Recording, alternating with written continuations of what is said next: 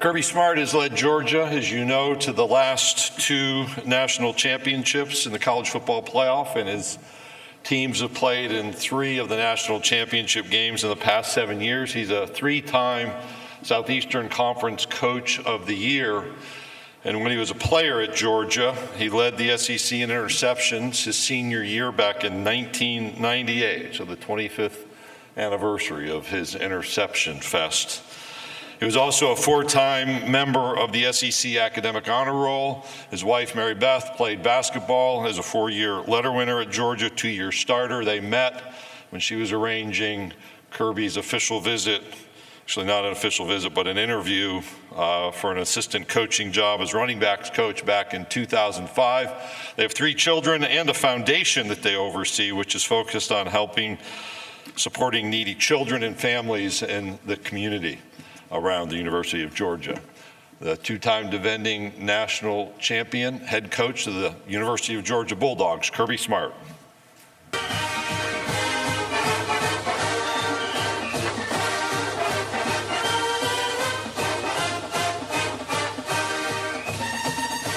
Thank you, Greg. I appreciate that. And according to Claude Felton, I'm not allowed to go over 10 minutes. So after Eli's filibuster yesterday, I have decided to set an alarm that will not let me go over.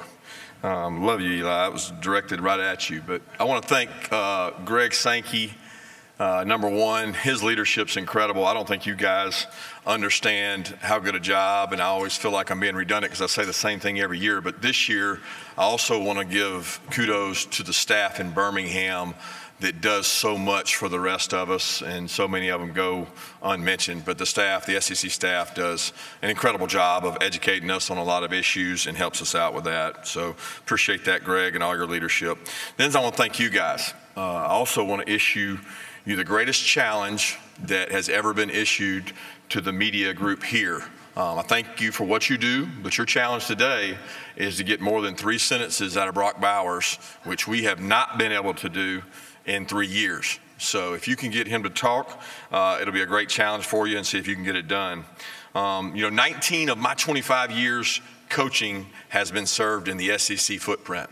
I think that's pretty cool. And you can actually go 24 of 30 when you include the 5 years that I played at Georgia. But 19 of the 25 years has been in that footprint.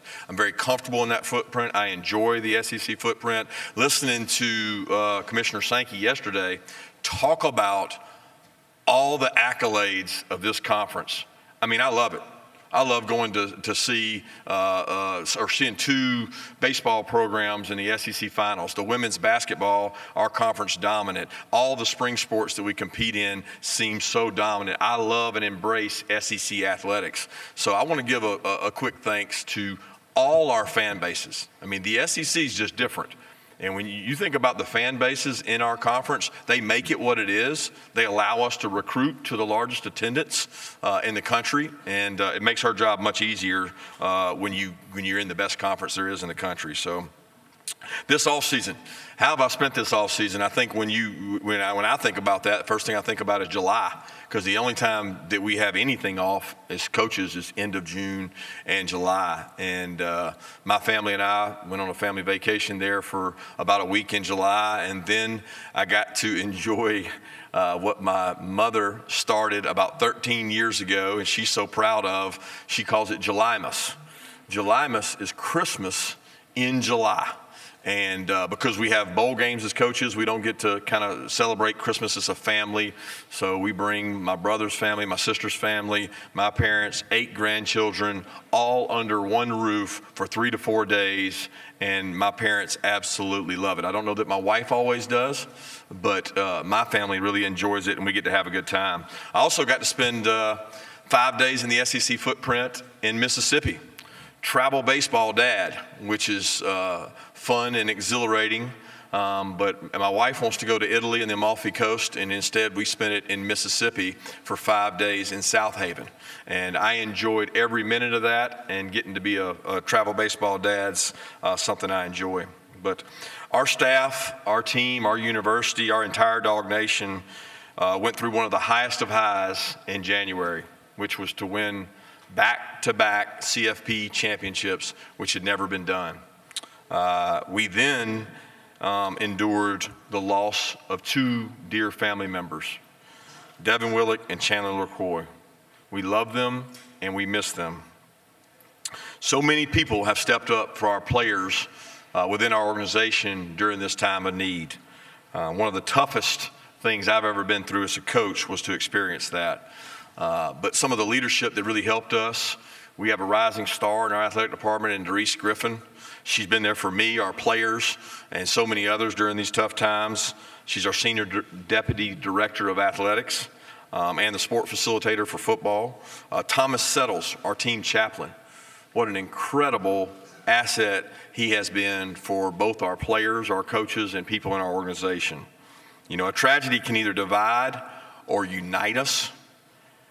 I'm proud of our players. It has definitely brought them closer together and united our team and our family. So a while back, I was sent something I thought was pretty unique. And I was actually at my desk the other day combing through some things, and it literally hit me right between the eyes as I looked at it. It's a Post-it note that was posted. I'd gotten this probably a couple years ago, and it was posted behind my seat at my desk. And I think anyone can tell you the benefits of great leaders. Anybody can tell you what it looks like. They can tell you what leadership can do for you. They can tell you how to develop leadership. There's tons of books written on great leaders and leadership. But you won't see, and what you will never see, is people talk about the costs of leadership and costs associated with leadership, I should say. If we truly want to be honest and upfront about leadership, you can't ignore the cost of leadership. Great leaders are willing to accept those costs. And I want to share quickly three of those things, three of the costs that are plastered on my desk right behind it that kind of caught me between the eyes last week. Number one, you will have to make hard decisions that negatively affect people you care about. Number two, you will be disliked despite your best attempt to do the best for the most. And number three, you will be misunderstood and won't always have the opportunity to defend yourself. Those are three costs that come from being a great leader. And the reason I share these three costs are exactly what the three players we brought from UGA represent. They don't fear those costs. That's the reason we decided to bring them. They accept those costs and they embrace those costs, and it's not hard for them to see the benefit of those costs as leaders of our team. I want to talk real quick about those guys. Brock Bowers, junior tight end from Napa, California. We all know about his phenomenal athleticism. He's got a 3.45 GPA in finance. I remind him constantly that's 5.05 right behind where I was as a finance major at Georgia. So it's the only thing I've been able to beat Brock at. But Brock is unique. He's easily the quietest, hardest worker I've ever been around. And it's such a joy to bring him today because see him squirm on that plane and be uncomfortable and think about having to talk to you guys. I'm so excited to see his growth he gets from visiting with you guys and getting to enjoy it. But I wanted to kind of share a quick story on Brock that I think epitomizes who he is. So our all-season conditioning program, we have these things called boxes. It's part of our program. We do run in boxes. You got to run down one side of the field, and then you jog across the end zone, and then you got to run, sprint the other side. So one day, I don't think these tight ends would claim for this to be true, but one day our younger tight ends had decided that they were going to finally get Brock. They were going to beat Brock on the boxes. So they took turns, which you're not supposed to do, running as fast as possible down the straightaway, the 100 yards you run down the straightaway. And they were going to eventually beat Brock because while one of them was sprinting, one of the others would be resting, and they had to try to beat Brock. Well, not only did Brock win every one of those races, he beat every single one of them turn by turn by turn while they rested and waited up, and they just couldn't beat the old vet. And it just shows his work ethic and how hard he competes at everything he does and does it with silence. Next guy I'll bring up is Kamari Lasker. Kamari Lasker is a junior corner for us who I have tremendous respect for. He is a 2.7 GPA sports management major. And I'll say this about both Kamari and Brock Bowers. They are what we call COVID babies. They came in during the COVID class. And I shared this earlier. I think it's very unique to our place. We signed 20 high school players the COVID year. 17 of those 20 are still in our program. That's hard to find anywhere in the country. They didn't get to go on visits. They didn't get to go on official visits. These guys are the core leadership group of our team, that 17 of 20, which would be a junior class if they weren't redshirted. But Kamari's part of that class too. Kamari's got a great personality. He loves competition. He's fierce. He's a great tackler. I mean, this guy must have sent us 800 videos of himself during COVID because he wanted to prove he was worthy of a Georgia scholarship, and he earned that. Something else I'll share on Kamari that I think is unique, I sat in his skull session because I move around when we have these meetings, and he was talking about his why.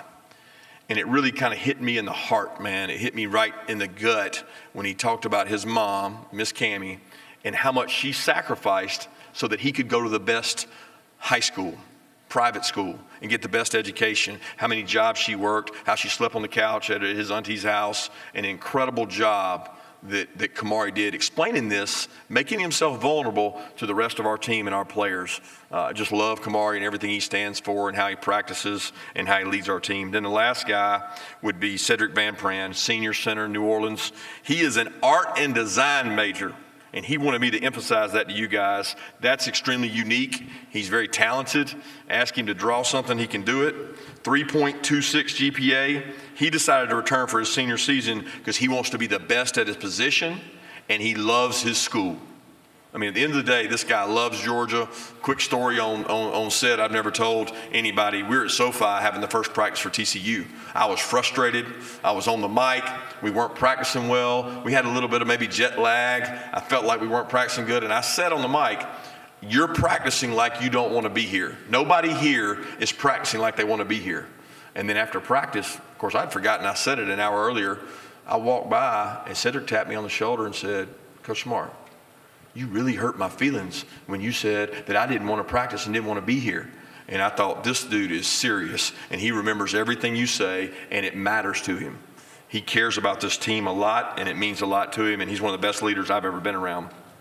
So before I wrap this up, I do want to speak briefly on dealing with the threat of complacency. Everybody here has talked about, you know, is the emphasis on three-peat? Is the emphasis on what are you going to do next? How are you going to top that? How do you top an undefeated season? You know, the threat for us is complacency. The first thing you have to do is acknowledge that it's a threat.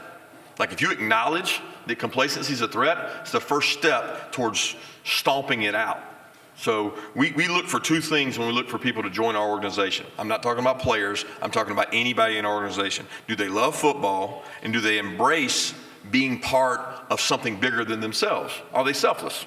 So like we want to find people who love football and embrace a selfless role. And those two qualities, loving football and embracing being selfless, are not dependent on outcomes. Like they're not dependent on win or loss. Did I get a sack? Did I touch the ball? Like that's not what we're looking for, guys that are dependent on outcomes. We want guys that think independent of outcomes. So when you see complacency take over, it's when a team's enthusiasm and ego start worrying about outcomes. That's not what we do at Georgia. That's not what we bring into our place. That's not what we bring into the culture we want to have. We want selfless people who love football, and that's what we build around. This offseason, we've done the same thing we did the last 2 years. We've tried to change it up. So this year we studied the New Zealand All Blacks, most successful sports team in the history of really teams over 100 years. They've had the highest winning percentage. And so we took a deep dive. We took 6 weeks. We took a title and a mantra from them and studied those things for 6 weeks because we don't want complacency. They've done it better than anybody else, and we use that. One of their big mantras is better never rests. We believe that. Those are strong words now when you think about it. Think deep on it. Better never rests. Our kids understand it. Our kids have learned it. What drives us for this season is intrinsic motivation. We're not going to be controlled by outside narratives and what people say and who's going to be the quarterback. The intrinsic motivation comes from within and what we decide to do. This team, the 2023 team, is still defining itself. We don't know where that goes. That happens over the course of the rest of the summer and fall camp, but I like where it's at. I love the buy-in. I love the fact these guys love being around each other, and they love competing, and they love football. So that's important to me. A couple points before I go to Q&A I want to hit real quick. Every full-time coach on this year's staff, listen to me carefully, every full-time coach on this year's staff was on last year's staff. Tell me the last time a national championship team can say that. The same strength and conditioning coach, Scott Sinclair, the same player development coach, Jonas Jennings, and the same athletic trainer, Ron Corson, has been at our place for 8 consecutive years, the entire time I've been there. We have 26 UGA grads on our staff. Retention for us is the key to sustaining success. Again, retention is the key to sustaining success. We can't do that without a supportive administration, and we sure as hell can't do that without a great culture of people wanting to be part of our program and pouring into our kids. So with that, I'll open it up for Q&A for you guys. And I did go over.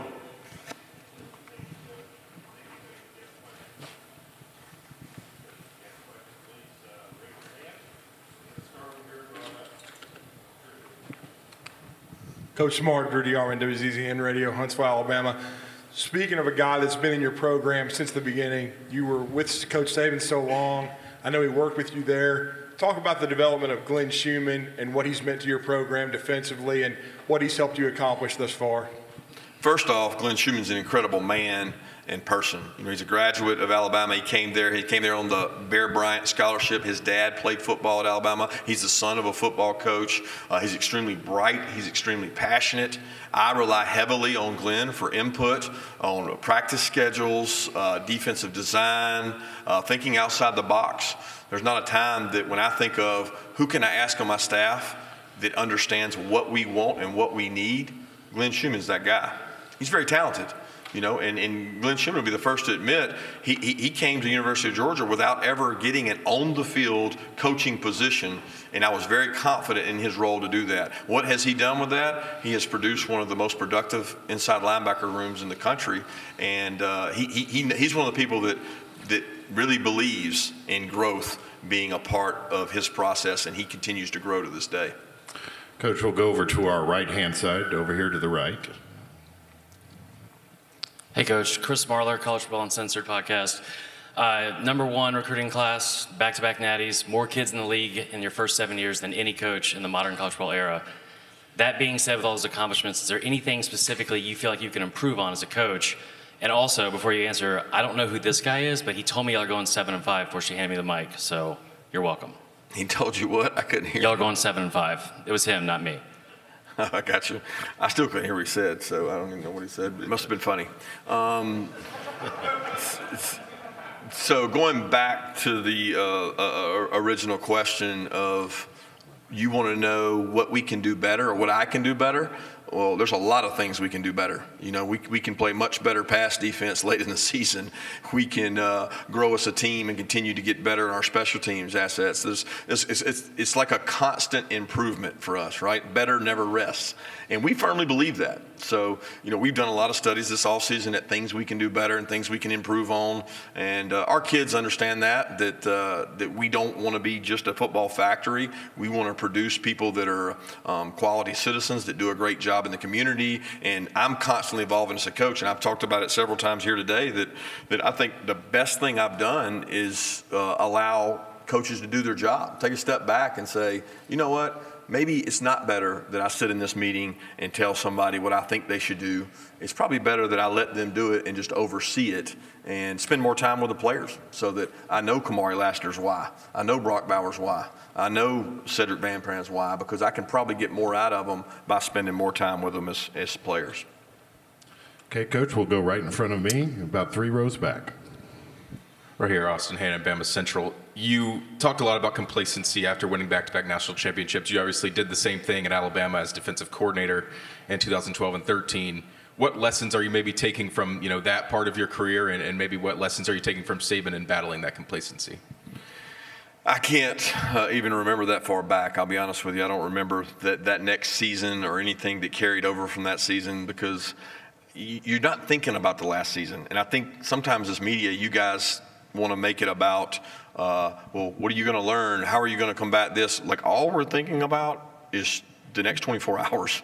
Like, how can we get better in the next 24 hours? I'm not sitting here thinking of some motivating factor. People are like, well, what are you going to tell your team this year? You're going to tell them people are going to say you're going to be 7-5? No, I've never said that anybody thought our team was going to be 7-5. We expect to be good at University of Georgia. We want sustained success. So we have to do that by winning every day. And that's not going to change whether we win it or not this year.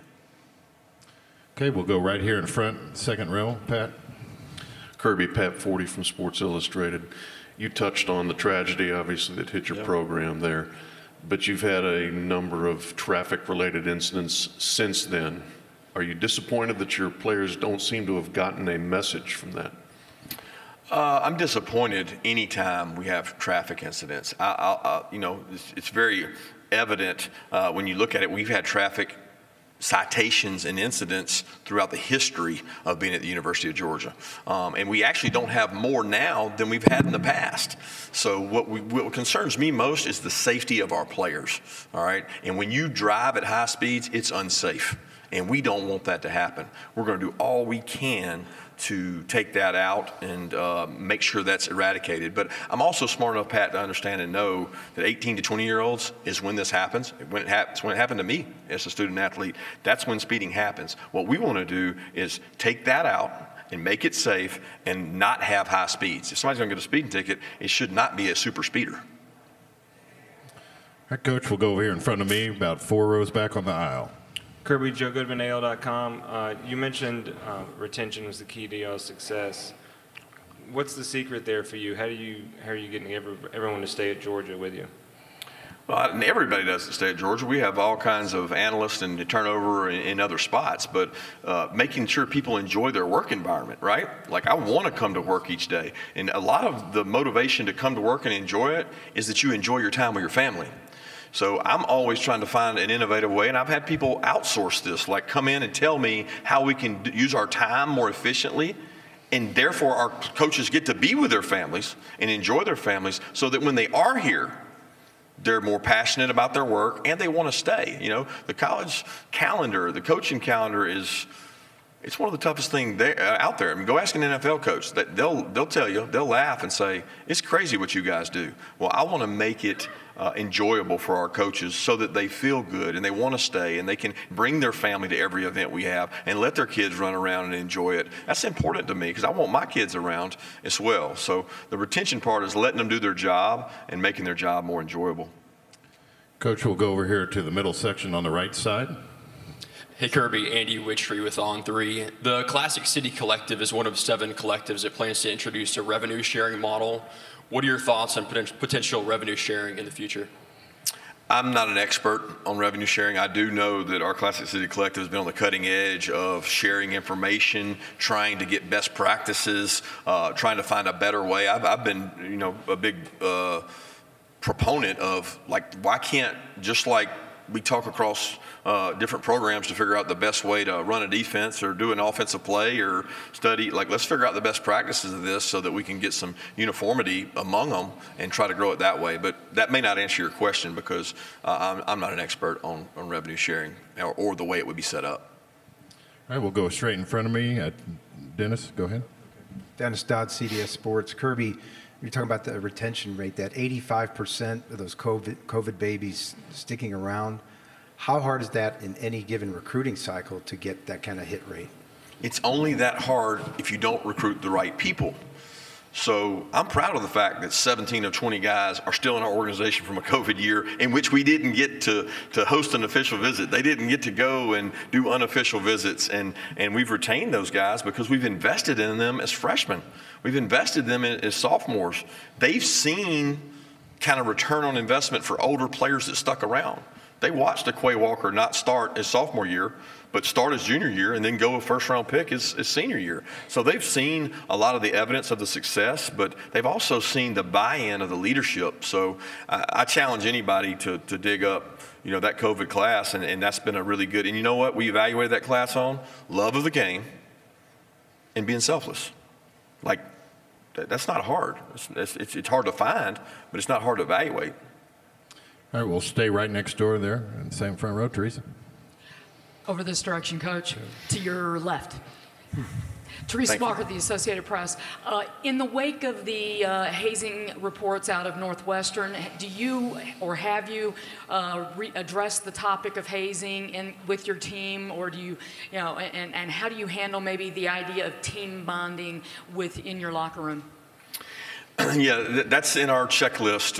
I think every coach would say at the beginning of the year, you have a certain checklist you go through. And what's happened uniquely is that most of your roster is turning over in January. So a couple years ago, when we had 18 or 19 mid-years, we began doing an August session of this is our new team, these are our new players, these are our team rules, and here's the policies we go by. And then we have to do it in January now, where in the past, 10 years ago, 8 years ago, we never did this in January. But our team is turning over in January. So we do twice a year. We do education. We go through, and I lead that session because it's important to me that they hear it from me, and our entire staff's in there, and our entire players are in there. And that's one of the things that we talk about each time, not so much hazing as it is welcoming the freshmen.